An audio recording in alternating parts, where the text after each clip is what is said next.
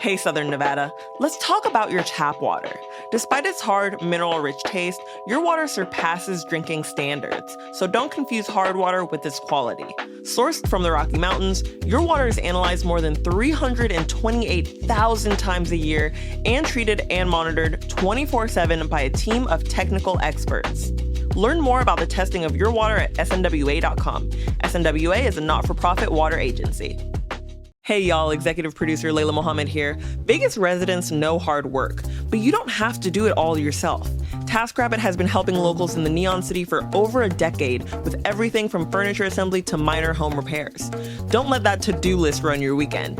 Use the TaskRabbit app to describe what you need and find a skilled tasker in your neighborhood who can take it off your plate. You'll see the hourly rate up front, so there's no surprises at checkout. Download the TaskRabbit app or visit taskrabbit.com today to get those home to-dos crossed off. This is Your City Could Be Better, because it could be. I'm David Plotz. If you love your city and still complain about it, you're in the right place. Claudia Meza, what is the most annoying thing you have witnessed while out and about at night in Portland? I think just the fact that there aren't enough things open past 10. Like our downtown area also in particular just becomes a little deserted, a little ghost townish. So the annoying part is there's not enough stuff happening for you. Oh, 100%. And it's interesting because we do have like the most strip bars per capita. So the sad irony that we cannot sustain, a thriving nightlife when I feel like we have all of the ingredients, and it's just not there yet. So Claudia's Portland, Oregon may soon become the latest American city to have a night mayor. And you have to say that phrase carefully. It is a mayor of the night, a night mayor known less poetically as a night economy manager. The night mayor is the person who helps businesses that are open at night and their customers. So nighttime parking regulations, nighttime police patrols, permitting, how to manage late night noise, when is last call. These are the kinds of questions that night mayors have to grapple with. It is a concept that began in Europe and has now migrated to the US, where I think 16 cities have a night mayor or some form of night economy manager. So Claudia Meza, you're the host of CityCast Portland. What is driving the move for a night mayor in your beautiful city? Well, aside from the need of wanting a more vibrant nightlife, I think right now, currently our city council president, Jamie Dunphy, is looking into making this role a reality. But if I could be perfectly transparent, David, we might have also had a role in bringing this idea to the forefront in a discussion on the show. During our last mayoral race, we had this amazing candidate, Lee Vostos, a.k.a. Viva Las Vegas, single mom, writer, activist, musician, one of our city's most iconic strippers. Her policy ideas felt like they could strengthen our downtown core where she works. And when she lost, like we all kind of assumed she would, including herself, we lamented how strong of a candidate she would have made if we had a mayor of the night. She was well-respected, connected, all the stuff. So last year, we actually brought on Philly's night economy director, Raheem Manning, on the show, asked him what he does exactly, talk through whether Portland could benefit from this type of leadership. And pretty soon, the city was reaching out, asking us for our opinions. And I don't want to pat ourselves on our back, but I think we for sure helped. I think it's all gaining traction now because our mayor is focusing his sights on downtown. And I think Jamie Dunphy, our council president, has always just been night mayor curious. So in Portland, you already mentioned that maybe one of the problems the night mayor could address is not enough night activities. What are other challenges or annoyances specific to your city that you think a night mayor could help with? I think just overall declining foot traffic downtown, especially, and all the social issues that brings. Portland has never been a 24-hour city, but pre-pandemic, we did have a much livelier downtown where certain streets would get shut down for the weekend and, for pedestrian safety and club hopping, that kind of thing.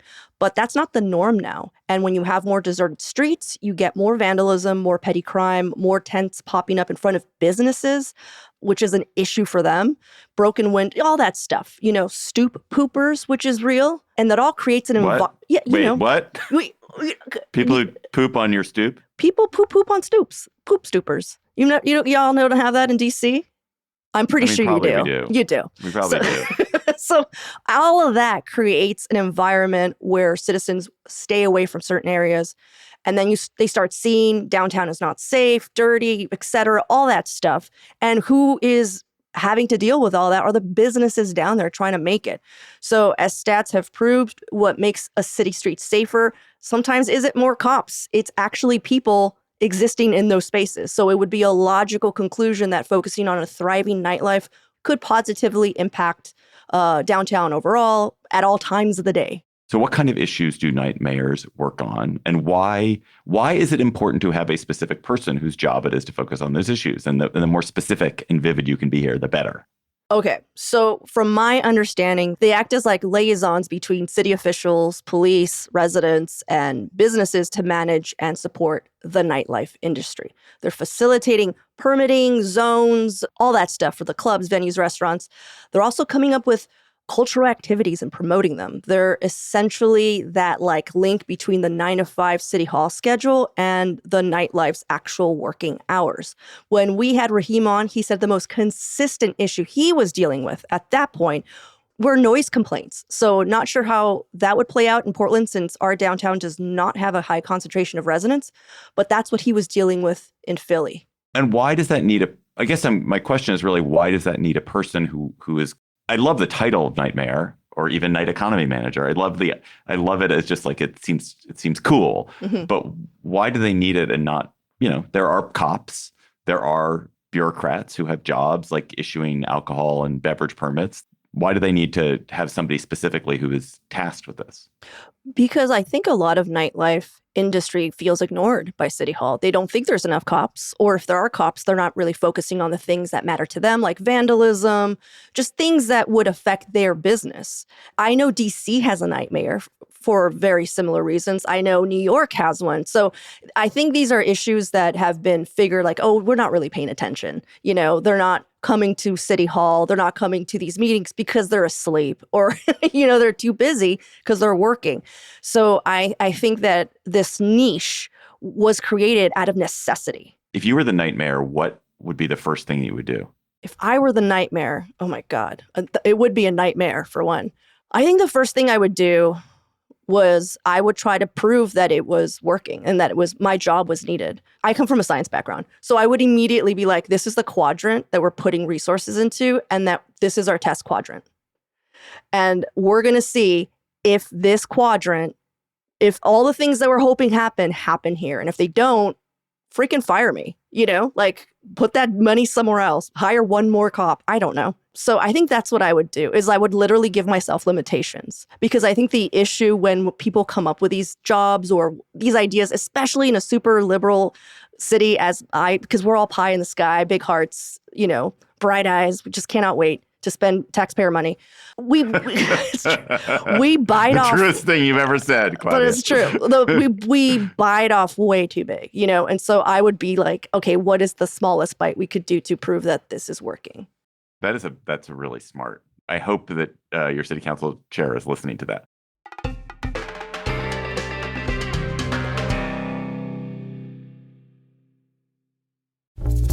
The Las Vegas Academy of the Arts, or LVA, is a 12-time Grammy Award-winning high school, the most of any high school in the nation. And the LVA Music Conservatory faculty are performing in a special fundraising concert on Monday, April 20th at 6 p.m. in the Loudon Theater. Mark your calendars. The goal is to raise $50,000 for a 9-foot Steinway Model D concert grand piano. Their existing concert piano is beyond repair, and this opportunity is due to a partnership with Southern Nevada Music. There are multiple ways to support. You can attend the concert, you can donate, there's even a silent auction, and you don't have to actually go to the concert to donate or participate in the silent auction. There's some very cool things you can bid on, including a live vocal caroling event. You can get the mariachi band to come perform for you, get a jazz song dedication. What a great gift. And my personal favorite, you could actually, on stage, guest conduct one of their orchestra performances. So visit www.lasvegasacademy.net to purchase tickets, donate, access the silent auction, and support LVA students. Every ticket, donation, and bid brings us one step closer to giving these talented students the instruments they deserve. Which cities in America and in Europe have nightmares? You mentioned New York, my city of DC, Philly. It sounds like. Are there others and also European ones? Yeah, well, San Francisco, Boston, Atlanta, there's actually a lot. There's like between 15 to 20 American cities with active nightmares. The concept did start in Europe, so there are like way more European cities with active nightmares. I think the position originated in the Netherlands. In Amsterdam, though, they actually vote for their nightmare. It's like a for reals thing. And I think most American cities, yeah, they're like assigned, like this guy or this gal. Oh. So it's I mean, Amsterdam, That would be an important job. It is a very important job. Probably is more important than being the day mayor of Amsterdam, honestly. Really? So when you look at cities that have nightmares, how has the nightlife of those cities changed? What do they say about that? What improvements or differences do people cite in those kinds of cities? Right. Well, I just want to specify I'm not a nightmare scholar, just immediately. So I can't speak for every city with one. But from the reading I've done and the single nightmare that I was able to interview, he was saying cultural activities increased, foot traffic increased, profits definitely increased. He gave us like an insane number that I couldn't verify, but it was just like, what? You know what I mean? Just like hundreds and thousands of dollars. Safety increased. All good things. Again, the biggest gripe I heard was that once you get a lively nightlife, it gets loud. And that neighbors can get annoyed about it. So it appears that this is a good thing overall for cities that have these nightlives. Are there problems that don't necessarily get fixed by nightmares? It sounds like one problem that gets created may be noise because people are so bustling and they're out and about. Are there others that you've heard about that a nightmare does not really diminish because it's not accessible to them? Well, I just think that like the core social ills of our society, like homelessness and drug addiction, I'm sure a livelier downtown will clean up, quote unquote, the appearance of these issues, but they're just going to find a home elsewhere. I don't think it's solving homelessness. Like you might have less poop stoopers, but they'll be pooping somewhere else, Like I don't imagine that that's going to go away entirely. Does the nightmare actually work at night?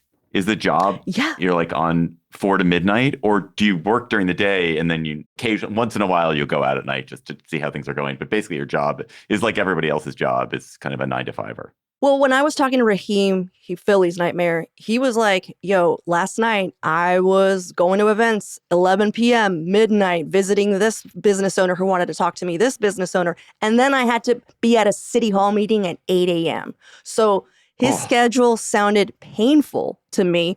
He must be sneaking naps. But it sounds like, again, since you're working with both of these communities, you have to physically be there or else you're not the nightmare. And you also have to like run back to City Hall and like figure it out with them. So, gosh, I don't know. It doesn't sound like an ideal schedule. Yeah, I mean, I guess because if it's a coordination job, coordination requires coordinating with both groups of people, the people who are working at night and all these people who don't work at night, but who issued those permits or who are the shift in charge of the cops who work at night. And those people are not working necessarily at 9 p.m. And so, yeah, that must be a very complicated schedule for people. Yeah. So what actually has to happen in Portland for you guys to get a nightmare? The president is nightmare curious, but what else has to happen for you guys to get this person? And how much, what kind of budget do you need for a nightmare? So, I mean, the first thing that has to happen, it has to be approved by all of city council. There's 12 of them. And I'm sure the mayor and then our new city administrator has to be like, yeah, we have the money, or like, we're also on board.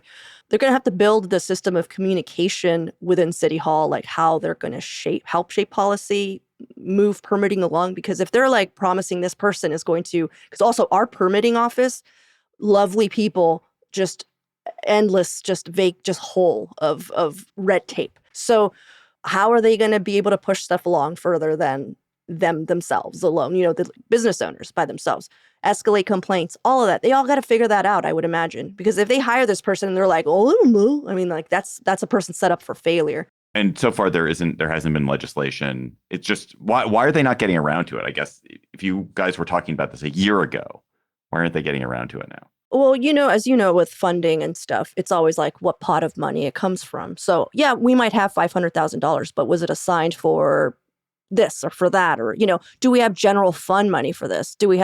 And we don't, David. We're actually in a deficit. Like, we're not flush with cash right now. Neither is our county or whatever, because of all of the issues that we've had to deal with, our housing crisis. So I think any kind of new expenditure has to like really be vetted. I mean, in order for the city to approve it, but also for like the community to be like, nice, good job. Because if they do this and all the rest of Portland is like, we don't need a freaking nightmare, we need more housing, that's going to be an issue, for the people who want to get voted back in, all that stuff. So I think that's why they're so careful. And again, David, I swear to God, it's just like me yelling, we need a nightmare. And like, I think I love that you're like down for the idea, but I know that City Hall is thinking about it, but I don't think it's like the first, like they wake up and they're like, what's up with this nightmare? Like, that's really gonna, like, I think they're thinking about it now because they really are thinking about our downtown core. I mean, it's kind of, I don't know. It's one of these ideas I remember when you talked to me about this a year ago, and then when you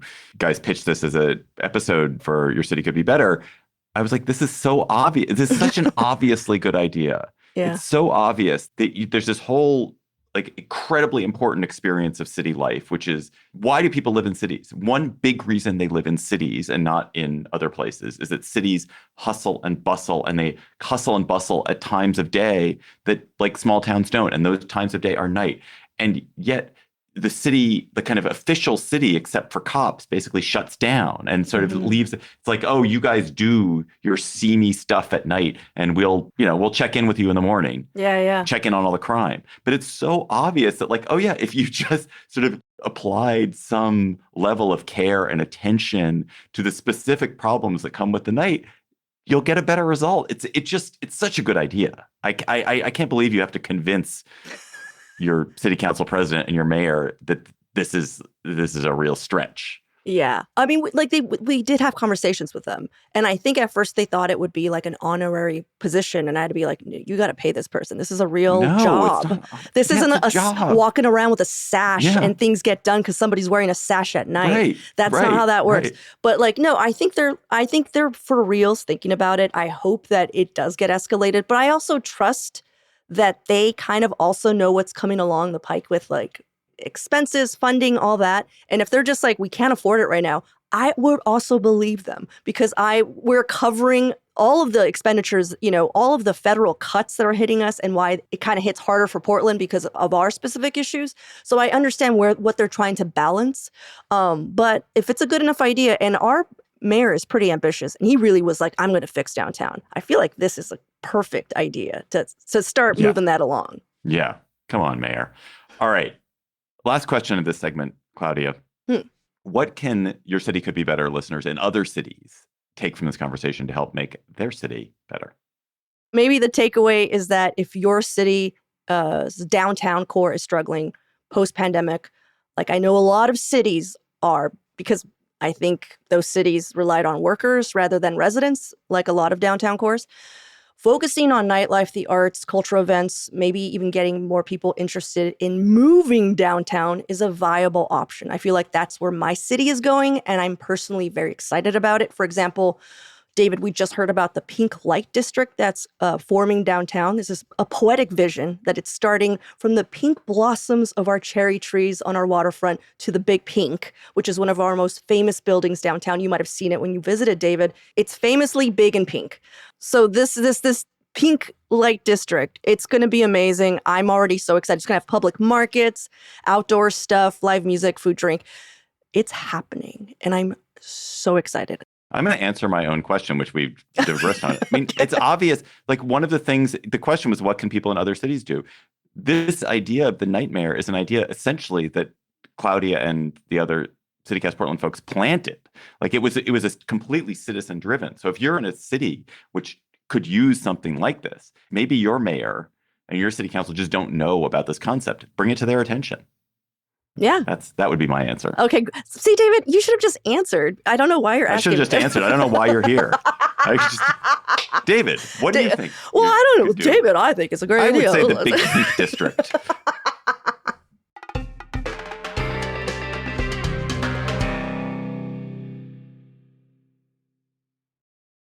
Claudia, we have one other second segment here. Okay. Our Word on the Street segment.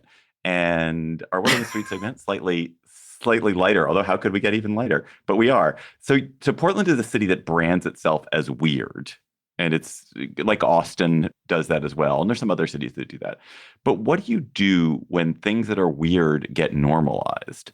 And one of our colleagues, Elizabeth, was pointing out that you guys popularized the idea of the naked bike ride. But now the naked bike ride is like a thing that happens in lots of other cities. So how do you stay weird enough to be like cool, but not so weird as to be unappealing, but also not so normal as to just be like every other city? So how do you live on that line? I wasn't aware we were branding ourselves as weird. I think those allegations are outside perceptions of fact-based truths just about my city. It's not like a careful marketing ploy. Do you remember that we had like this all-staff meeting yesterday, and you I asked, do remember. Yeah, I was there. You were there, right? I was there. You were there. And you asked all the new employees, what is the thing? Because that's how you introduce yourself to CityCast. What is it, the top thing you love about your city? And our latest, our CityCast Portland team member, new one, Grace, was basically saying, hey, I have a neighbor who walks his dog with his pet crow on his head. And that is my favorite thing about my neighborhood. And that dude is just living his life, David. Like, that dude pays his taxes, has kids. It's not existing to freak out the man. Also, know that dude is probably envied by everyone in the neighborhood because we all want a crow best friend. Like, that's a Portland flex. And I also think that, like, keep Portland weird or keep anything weird is not fully understood. For one, the originator of that slogan is Austin, which is why I was like, yeah, we steal a lot of stuff. That's Austin. And they were using that in their like downtown area to remind people to shop local and keep their local identity from being diluted by what was coming, which was big box stores, Starbucks. So what that slogan to me actually means is stay true to your roots. Like, stay true to what makes you, weird. Not like, hey, let's go freak out Fox, or like, let's put on a Mad Hatter hat and ride a unicycle. Though that does happen, but that's just what living your truth looks like to some people, unfortunately. And this is just splitting hairs. World Naked Bike Ride is a worldwide event that was started in Vancouver, BC, way before Portland started ours. So I think Portland is just known for it now because of the protests, and we do consistently have like the largest one. But now we have two. Why? You didn't ask, but I'm gonna do it, David. I'm gonna answer my own question. We have one because an offshoot started saying, hey, that first one got too commercial, man. It just didn't stay weird. So now we have two. I hope I answered your question. Competing naked bike rides. Yeah. Man, we're going to get even more naked. More naked. That did answer my question. I mean, I live in a city, Washington, D.C. is a city which is aggressively unweird. That is not part of our branding. We don't go for that. And so I always find it enjoyable to go to cities which do aspire to that. But I also wonder about that. How much of it is marketing? How much of it is just like, actually, we attract people who are willing to live outside the bounds, the non-crow bounds that other people live by? I don't think no one's running for Senate. You know what I mean? Like, in Portland, no one's like looking out for their political career. So I think we are a little freer. That is so false. There's so many people in Portland who are looking out for their political career. You guys have senators, you have members of Congress. In fact, you had on your biking congressman last year before he retired. What's his name? Blumenauer. Earl Blumenauer. Yeah, Earl Blumenauer. We have the normal amount of senators, and we don't have an entire city full of them. But David, you've been to Portland. Like, what did you think of it? If we have time and you feel comfortable, could you also share that story of that person who thought the dog treats were snacks? Because that's my favorite story. When you were telling me I'm trying to remember this. We were doing at 503 Day, which is the celebration of Portland. There was a CityCast had sponsored this wonderful event that you were the MC of, celebrating 503 Day, the area code of Portland, and you got it declared a city holiday. Wonderful. And we had a CityCast tent, and we had dog treats out because it was such an open area and people could bring their dogs. And now I can't even remember, but somebody came on and ate one. But you said he was talking to you and kept eating, and you said nothing. Oh, I don't remember that. That sounds like my favorite part. It's like, David, what did you? You're like, I said nothing. He was enjoying his life. I mean, most dog treats are very edible. They just are bland. It's to me, I was like, we gotcha, David. We gotcha. You just let someone exist eating dog treats. So I would have been like, yo, sir. Claudia, we've gotten really far off topic. That was during the day. That wasn't even a night event. That was a daytime event. It was so funny, though. Claudia Meza, host of CityCast Portland, thank you for coming on. Your City Could Be Better. Listen to Claudia every weekday on CityCast Portland. As you can imagine, it is a fun show because you can hear that mischievous Meza style on this pod. Thanks for having me, David. Bye, Claudia. Bye.